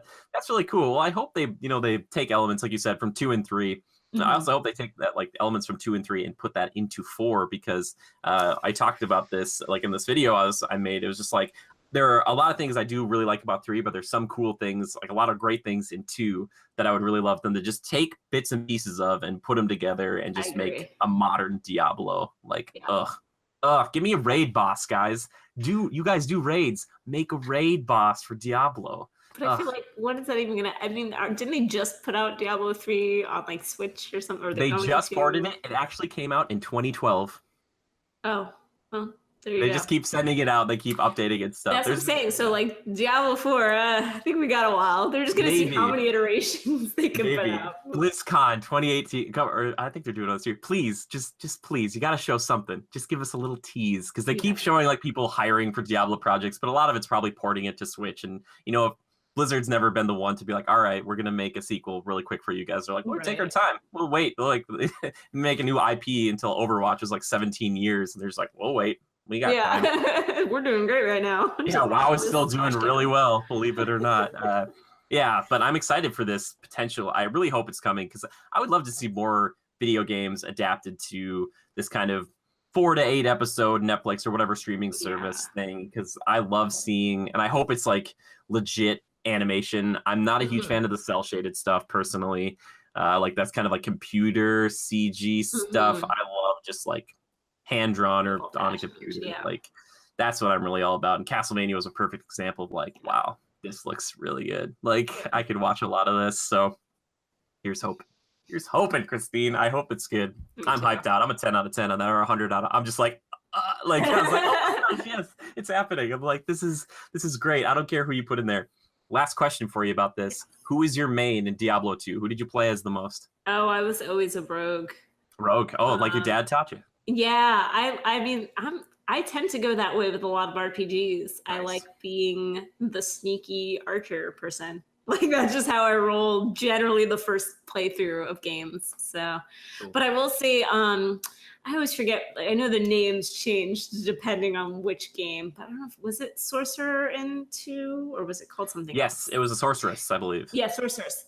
Also a really good pick if you're good with magic was pretty strong in that game. So yeah. I just remember trying to do that, but then spreading myself way too thin because like they don't teach you how the skill trees are like how they work super well. And I like Diablo 3 is way too forgiving on that end. So it's like, can you find like some balance? Like I always loved, I don't know if you ever played X-Men Legends. Are those games? No, I haven't. They're really cool, but basically they would give you a bunch of skills and then you could pick from any of them, but you had to like put points in then when you leveled up. So like you would have to level it up and you kind of could be specific in that way. In Diablo 2, I remember playing, I was like, I've already spread myself too thin. I'm like, oh no, like I really want to teleport, but I also really want to have fire skills. And I was like, oh no. But I love the Necromancer when they added him to 3. I was like, I've always loved Necromancer. It's such a cool class. But Rogue, good class too. Good class too. All right, well, we got to wind down here. We've just been talking for so long. It's been so much fun. But it's now time to get into that segment of the show that we like to call Time Killers. That's right. It's time for Time Killers. Games we've been playing, movies we've been watching, TV shows we've been doing. Christine, I know you've talked about a few of them, but what have you been killing time with besides Spider-Man, which is wonderful? I mean, I just finished it, so Well you done. know. That's true. I'm like right there. I'm so close to finishing that game. Honestly, I just swung around forever waiting for crimes to happen. That's what I'm doing, and that's my problem with it. Like this end is just like just crimes, man. I'm like, so many crimes. Like, yeah. So I did say I've been playing Dark Souls again, but sometimes you got to take a break from that because my stress levels get a little high.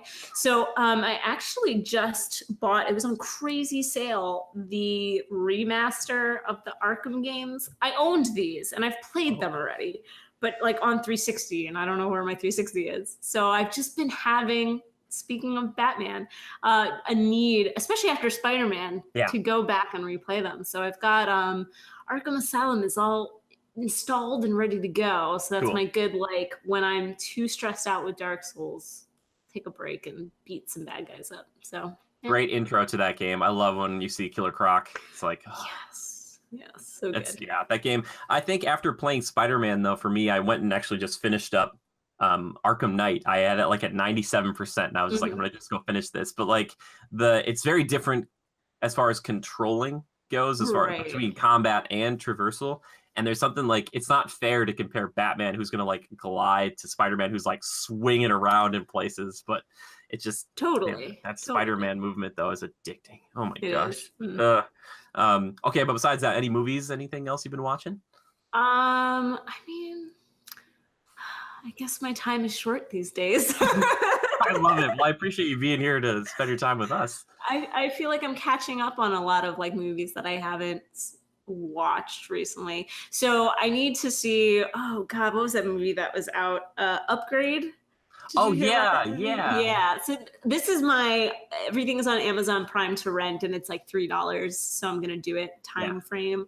So that's why I watched Hereditary, and then Upgrade's on my list. I want to watch that Tag movie, if only because I am just absolutely in love with Jeremy Renner and will watch anything he's in, even if it's a movie about Tag.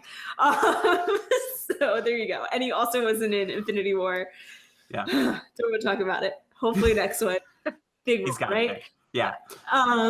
So yeah, I think I've just got like all of these movies lined up, and then I feel like I'm actually spending a lot of time watching Disneyland stuff because I'm so pumped for my trip. So I've been really focusing on like Disneyland YouTubers and checking out a lot of like what's going on with the Halloween stuff. And I don't know, watching, one thing that I love to watch, I mean, I love listening to all music at the parks before I go. I feel like it gets me jazzed.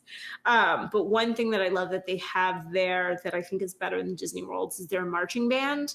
Yes, it's so good. Fantastic. So I have been obsessively binging on a variety of their different sets because I just think that they're so good. So yeah. When I was there in March, and maybe I'll send it to you, but I was doing vlogging and whatnot, and they came out, and I was with someone, and he's like, "We gotta watch this," and they did their Star Wars suite, and it was incredibly good. It was so like, you guys are playing this and it's hot out and you're just still moving around. Oh my gosh, like they are just top tier. Yeah. Cool. Sure. Do you ever like watch Justin Scarred or anything like that? I do. I mean, I haven't been up to date with his stuff lately, but I've used to watch a lot of his stuff. I feel like Disneyland side of stuff is a bit new for me. So I don't know as many of them like off the top of my head. Me neither. But I do love, I mean, because they're locals, I feel like they do have this just plethora of knowledge, and those videos are just great. So yeah. Cool. Nice. Well, let's see. On my end, mostly, I'm still watching through Dragon Ball Z. I'd never seen it before. I don't know if you're familiar with that or if you've ever watched any of it. I'm pretty sure I caught it on TV when I was a kid, but like never really watched it. I missed it. It's one of those things. I love anime, and it's like kind of the grandfather of anime that came to the West. It's kind of like the first big like foothold they got. And I was like, all right, I gotta check this out. So I've been catching up. I've been working my way through that. But one show I just got back into because the newest season, the latest one that came out from last year just came out on Netflix, which is Blacklist, or The Blacklist. And I am a huge fan of that show, mainly because James Spader is incredible. I could watch him basically read a phone book and I would be riveted. And the show is a lot of twists and turns. There's a lot of like villain of the week situations, but He is so good. And if you like kind of crime dramas that are a little wacky because the world is just a little bit different, I would highly recommend it. That sounds right up my alley. So I'm going to have to check it out. Try it out. Give it a 2 or 3 episode watch. If you don't like it, then you probably wouldn't like the next 5 seasons or whatever. But if you do like it, it's a lot more of that. But yeah, it's a really good show. And it's cool to see some of these dramas kind of continue through the years where I think like, man, I've been watching this for like half a decade. I'm like, good for them, because like you get over that 3-season mark. Sometimes, but then there's things like Supernatural where you're like, oh my gosh, they're gonna go forever. 12 seasons. Like, what are you even fighting anymore? It's like, have you killed every monster? And they're just like, now we're then they were fighting themselves. Then they. Yeah, like, I just feel like the showrunners. There's like somebody in the writing room, and they're like, hey guys, we're running out of ideas. Like, just keep going. It's still working. But yeah, Blacklist finishing up Spider-Man, still playing Dragon Quest 11. Great game. Everybody should check it out. Just did a review in progress on it, but it's still, I love that game. If you like old school RPGs, I mean, it's just a jolly, nice, warm game. It's like the polar opposite of like when you're playing Dark Souls or Bloodborne. If you needed to, like, Batman would be in the middle. That's what you need sometimes. Sometimes you need like just the most heartwarming or just enjoyable gameplay to balance that, because man, the stress is real. The stress is real. It is real. And I'm planning on watching a bunch of Disney movies because I'm heading down to Walt Disney World at the end, or kind of middle to end of October. Nice. And I was kind of working. I'm going with a buddy who's never been there before. Ooh, so always exciting seeing it like for the first time through someone else's eyes. Totally agree. And I love it because he hasn't experienced anything quite like this. He doesn't really comprehend the space or the caliber and going to other amusement parks, like local ones, even like the nicer ones. I've just, because I was so privileged as a kid, it was so hard not to look down my nose at some of these places. I'm like, so yeah, what's the theme behind this roller coaster? Like, what's the story? And they're like, Jimmy, it's a roller coaster. And I'm like, yeah, but what's the backstory? But why is it here? And they're just like, they put it up and it's a fun ride. And I'm like, that's not good enough. I'm like, give me a freaking Big Thunder Mountain every day of the week. Yeah, so we're starting to. I've been kind of prepping him with movies. I'm like, maybe you should watch like Peter Pan, and maybe you should watch Snow White, and kind of go back and enjoy those films. So awesome. Yeah, I'm really excited about it. It's gonna be fun to just be like, hey, what do you think of this, and just film them. But yeah, there we go. That's what we've been killing time with this week, and now we get to move into my personal favorite segment of the show: community feedback and questions. And I had to ask people about this, and I want your opinion quick too. Captain Marvel trailer. I'm sure you've talked about it a little bit. Just brief thoughts. You like it? Yeah, I thought it was really cool. I've watched it a couple of times. The music was like really eerie. Like there was something going on there that was like, ooh, this is like very ominous. It's a Skrull composer. He looks like a regular person, but he's a Skrull, and he composed it now. I think it's really cool. Love the blockbuster opening there. I mean, I'm sure it's going to pander so much to 90s kids. Like, I was like, funny. But I'm excited. I think there are some people who are a little bit more hype than I am, just because I'm not very familiar with Captain Marvel as a character, to be honest, and I don't feel like that trailer gave me a lot to work with. But I have more faith in Marvel than I do DC, so so I'm excited, but I'm looking forward to whatever that next iteration of the trailer is, because as someone who doesn't know the character, I feel like I need just a little bit more to like pull me in, Yeah, fair enough. Well, Ryan Lehman writes in here. He says, oh, by the way, Ryan, happy birthday. I know it's your birthday. Happy birthday. Happy birthday. He said the trailer left lots of questions about the story, which is great. I'm excited to see more. That's what I like too, is that I think they have this trailer out of order, so they don't kind of just give it to you. A lot of trailers for a lot of these big blockbusters are like a mini version of the film. And if you go back and watch, especially Jurassic World Fallen Kingdom, you could just watch the whole movie. It's like right in the trailer. I'm like, you just go the whole thing. Why are we even paying for a ticket? Yeah, I'm interested to see this film, because I think, following the success that was Wonder Woman, how does Marvel approach their first standalone, heroine role? I'm really excited about it. The only thing that I hope is that critically we don't just compare it to Wonder Woman, because that's all we have, to compare it to, because I think that's super unfair. So I mean, it's probably going to happen here and there, but I hope that it doesn't. I was gonna say about Captain Marvel is that I feel that unfortunately there will be those comparisons between that and Wonder Woman, but I still think it's gonna stand on its own, and I'm just really excited to see this film because I think it has a lot of potential. I think there's a lot of cool things going on in it, and I know that it's been. I don't know if this is the first movie after like Captain America: The First Avenger to take place like fully in that Marvel timeline besides the TV shows. So like again, like you said, it's hunting for our nostalgia. I mean, showing me Blockbuster in the first moment, which I thought was that stupid thing they do for trailers nowadays where they show you like the best 4 seconds of a trailer. I was like, is this the oh no, it's just the beginning of the trailer. I was like, cool. So yeah, I'm excited for it though. I just can't wait. I mean, I have high hopes. You know, I said like I don't really know her very well, but to be fair, I didn't really know Black Panther very well, and I didn't really know Ant-Man very well. Though my dad did. He was very excited when Ant-Man came out. That's so great. He I love it. apparently read all the comic books in English and in Spanish. That's what he told me. Yeah. So really funny to know someone who's like diehard Ant-Man, because normally like, who is that? That's so cool. But you know what? Both those movies are great. And I adored Black Panther. It's like my favorite Marvel movie. So I think, you know, if they can pull it off the way they pulled off those two, it's going to be good. Yeah, well, if they pulled off, like I tell people, not technically a raccoon, but Rocket Raccoon and Groot. So there's like a talking raccoon in a tree. If they can do that, what can't Marvel do? Yeah. Like, come on, guys, we could do it. Yeah, but I'm excited for it. Anyway, let's get into the game we want to wrap up with here today. This one comes in from our Discord. This is Misselmaid. She says, we have to take turns drafting our own personal top 5 Disney songs. You cannot choose a song that the other person has, and you can only have one song per film. Good luck. All right. Do you want to go first? Because I mean, you're the guest. You should go first. I do, because immediately my favorite song came into my head, and it's not Hunchback, guys. I swear. Will that end up on this list? Yes. But it is not number 1. It is from The Lion King. Okay. So sorry, I'm stealing Lion King. And it's Be Prepared. No. I mean, good pick, Christine. That was a great reaction. It's so good. It's the best villain song. At least I think it's one of the best villain songs. It's fantastic. And I hold it above like Hakuna Matata, Can't Wait to Be King. It's actually like my favorite song of the whole movie.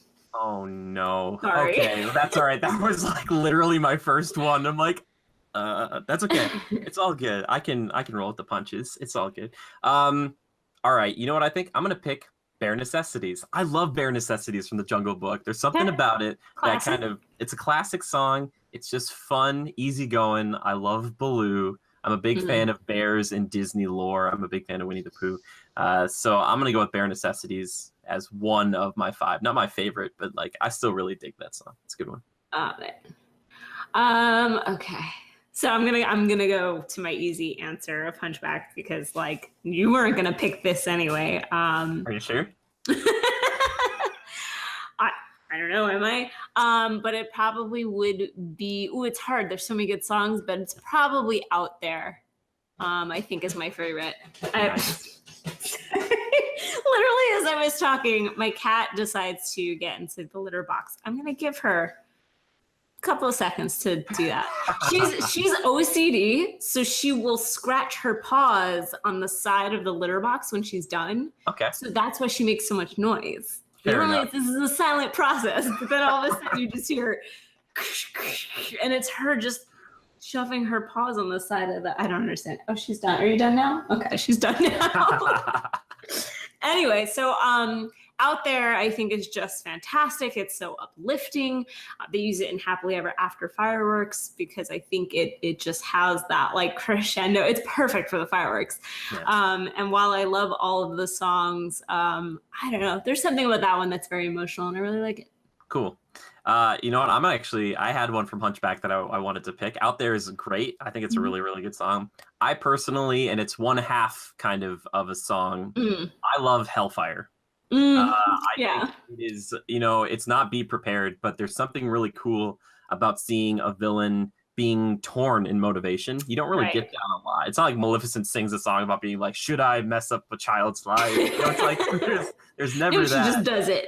Yeah, exactly. She just does it straight up, unless you've watched that other live action film. It's like, what the heck? Anyway, Frollo is this weird villain in that he's just a man, but Right. he's tormented because he's trying to do like God's work and all this stuff, but he's so tempted by Esmeralda and this kind of thing. And I love the moment when all the red robed characters come out and then the smoke is dancing, and it's like, oh my gosh, like Hellfire just sticks with you right after Heaven's Light, which is like, here's your hero on the end of like being on the good spectrum, and on the bad end of that spectrum is there's freaking Frollo, who's just like, oh, you know what? If I can't have her, I'm gonna burn this whole city down. And it's like, oh my god, dude, you're such a bad guy.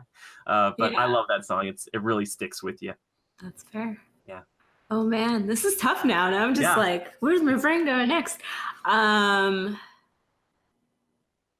I think the next one I would pick is from Mary Poppins. Whoa. I just think a lot of those songs, they're so good.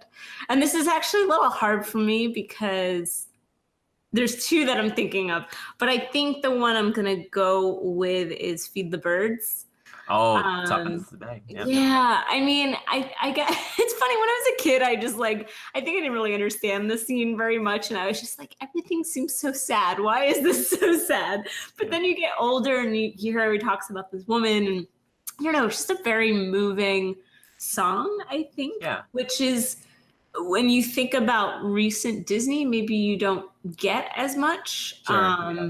You know what I mean? Like, it's a little bit more for entertainment value, or they're big overtures or whatever. And this is just such a nice, slow song, but it's also very moving. And I don't know, again, classic. Like, I feel like you could pick anything from Mary Poppins and be good, but I really, really like that song. Yeah. Are you excited for Mary Poppins Returns? I'm sure that you are. I am. You know, I was like, I don't know how I feel at first, but obviously it is like a continuation, not a remake. And I think everything that Lin-Manuel Miranda touches is amazing. So I have faith in it. Cool. Did the bathtub thing at the very end freak you out at all? Because it seemed a little demonic. She like slips into the bathtub at the very end, and I was like, that freaked me out. I didn't think of it as demonic, but next time you watch it, just think about it. I love Mary, but like, she has all these abilities, and she gets like off-put when people are like, hey, what did you just do? And she's like, what do you mean? What do you mean what I just did? Yeah. I mean, I've read the books, and I feel like I'm excited to see them do more of that with this. So Emily Blunt is just so seriously good. one of the best. Like, I'm just, she's such a talented actor. I'm like, gosh, you're so good. I love her. Speaking of moving, I'm a pretty big mama's boy, so You'll Be in My Heart from Tarzan really gets me when I think about that relationship that Tarzan forms with his adoptive mother, and that kind of always really hits me. And like, that whole movie is like a Phil Collins soundtrack like thing, but I don't mind it. I actually like it a lot. I don't know if you're a Tarzan fan at all, but I've only seen it a couple of times. That's okay. Nothing wrong with that. Don't frame me for that one. But I won't come at you for it. Yeah, I definitely need to. I've been wanting to watch. There's certain movies that I've only seen a couple of times, like that, and like Mulan is another one I've only watched like twice. Yeah, and I really need to like go back to. So especially with the live action version of that one coming out. Yeah, like Mulan. Yeah, but Tarzan. I always wanted that Lion King crossover movie, but they never did it. Anyway, all right, number 4 for you. Okay, so I'm going to Princess and the Frog. Because I think that soundtrack is so underrated, and it's so good. And again, hard pick, but gonna be Dig a Little Deeper. Which I feel like is one of those songs that every time I hear it, I just want to like dance and sing along to it. You know, it's just that's the whole vibe of it. Because very New Orleans, very jazzy. Yeah. So I feel like everything's very feel good.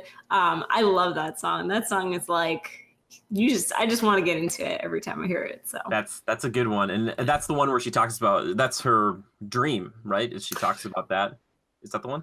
No, that's Almost There. That's the one I'm thinking. Yes, Dig a Little Deeper is when, oh god, I can't remember. It's like Mama, like the older one is like telling her what she's got to do. Yeah. I've only seen that one like maybe twice, and the one that always stuck with me on that one is the villain song there, Friends on the Other Side, because that one is always like a very kind of almost spooky song, and it's like, oh man, I kind of want a prequel story about that guy. Good pick. You brought it to mind, and I have to bring this up. But Mulan, for me, for number 4, it Be a Man. I don't know. That song just like It's a good one.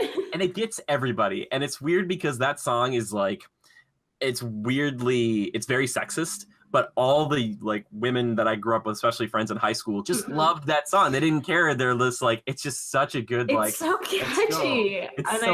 Donny Osmond. Yeah, and I find myself singing like the first few lines just all the time out of the blue. Yeah, just like that's the song you want to hear before you literally go off to battle. They're just like, oh, man, you just must be swift as a coursing river. You're like, yes, me. Yeah.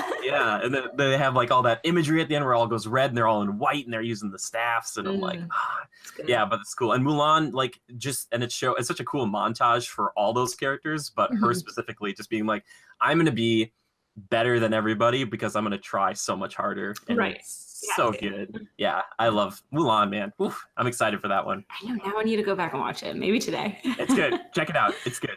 Yeah. All right. And last but not least for you. So, God, I'm going really weird with these because like in my brain, I was like, oh yeah, I could do Aladdin or Beauty and the Beast, and they're all great. But this one really represents me in all the ways we've been talking about my interests, and it would be "This Is Halloween" from Nightmare Before Christmas. Oh my gosh! Yes. I mean, I just love the whole sequence of it. Like Jack Skellington coming up from it was just like amazing to me as a kid.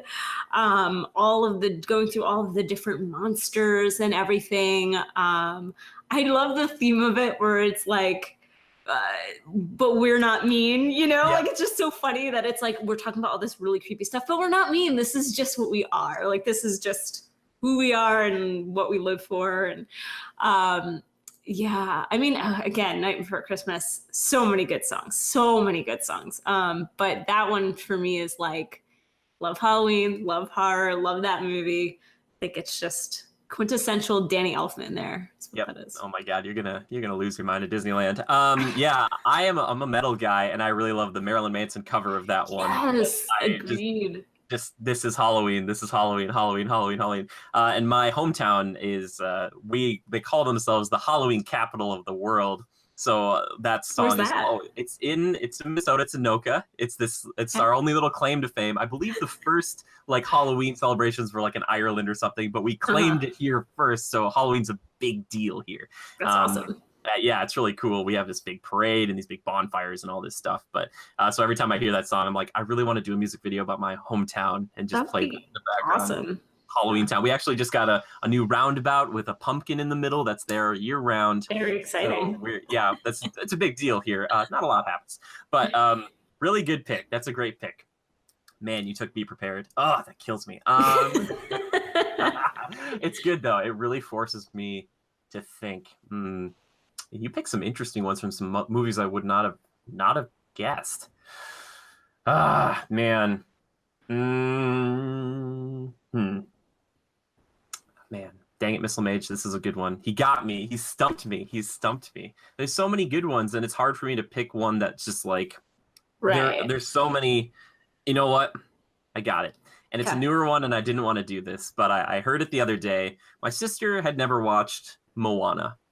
Okay. Now, Moana, I think, is an exemplary film. I think it is just freaking great. There's a few things that I have issues with, but the soundtrack for that one, I love it so much.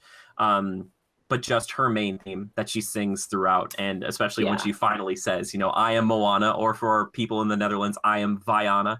I know we're never watching, but I absolutely love that song, and I get chills every time, and it's like emotional, but it's moving and it's empowering, and she's figuring all this stuff out through song. And that's like the purpose of Disney songs, is to tell the story. Yeah. I think it's funny. I'm not the biggest Frozen fan, and I think that the music there was good. I mean, I think you had powerful vocals behind it, which is part of the reason why that became so popular. But I feel like Moana came out, and when I finally saw it, which I admit it took me a while, I didn't see it in theaters. It was probably a few months after it came out, even like rental or Netflix. And I had heard the song because it was being played on the radio, people were singing it, and I was like, I don't really get it. And then when I watched it in the context of the film, I was like, this is so fantastic. And I think it's better and stronger for me as a newer Disney film in terms of musicality than Frozen. That's just me. But which is so funny to think that Let It Go literally just wouldn't stop playing like everywhere forever. And I think Moana, I was really blown away by like how that was used to really tell her growth as a character. Yeah, it's really good. Really good movie. I love it. Just that movie. Oh man. And Let It Go, I have issues with because it single-handedly killed the Maelstrom over in Walt Disney World. No, just killed it because nothing else killed that ride because it was perfect. No, it's a great ride. Yeah. Everyone's favorite. Definitely didn't terrorize me as a child.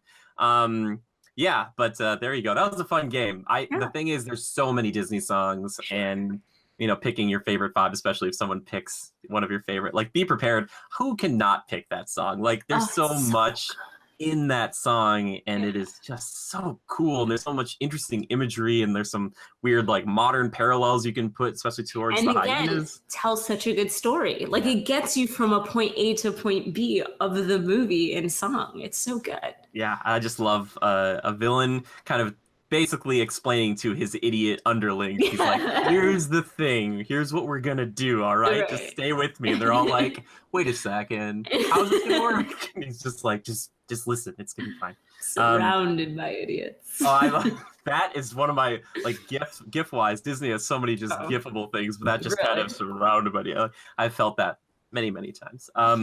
But anyway, that's going to do it for this week's show. It was wonderful. If you guys ever have a question or a topic you want to shoot at us, all you have to do is tweet the hashtag Critical Podcast. You can tweet at our official account, which is @GoCritical, and that's a capital G and a capital C. Or you can tweet at me personally. I'm at JimmyGood013. But if you want to tweet over at Christine just anytime, just to say hi or recommend something or let her know she's doing great work, where can they find you? So you can tweet me at Ivy Winter YT. Don't forget the YT. You can find my channel. It's just Ivy Winter on YouTube. And you can also find the TTA podcast if you search TTA podcast or go to thetapodcast.com. You'll find us.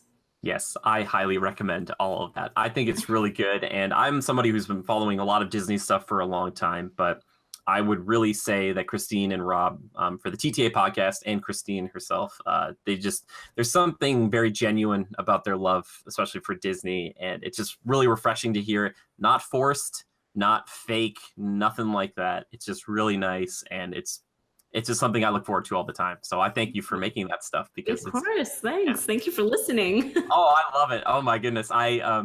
I've been listening, so I found it a while ago, and then I was just kind of like going back through all of them, and I'm just like, oh, look, they have like 100 episodes, perfect. And I'm just like putting it on, just like playing some games, just like listening to it. I'm like, yep. I always say when people tell me that, like, oh, I binged your episodes, I'm always like, I don't even want to listen to me that much. So bless you for listening to me that much.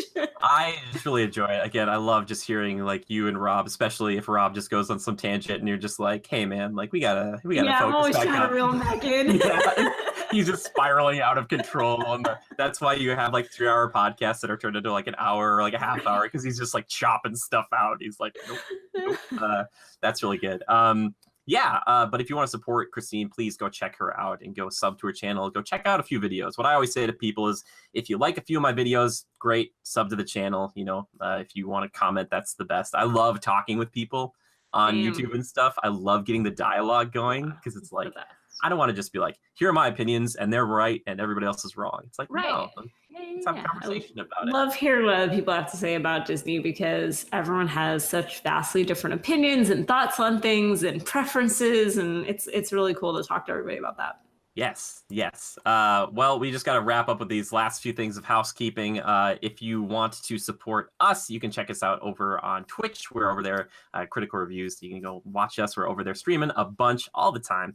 And you can go check us out on spreadshirt.com/Critical Reviews. You can find us over there. You get a t-shirt, a mug, or something. I don't have on one right now just because I have my Space Mountain shirt. If I do like a Space Mountain Critical Reviews thing, apparently it's like a copyright thing. And Disney will come and get me. I could just hear Mickey just come screaming down here. Just, I love you, Mick. I love you so much. Please don't take me.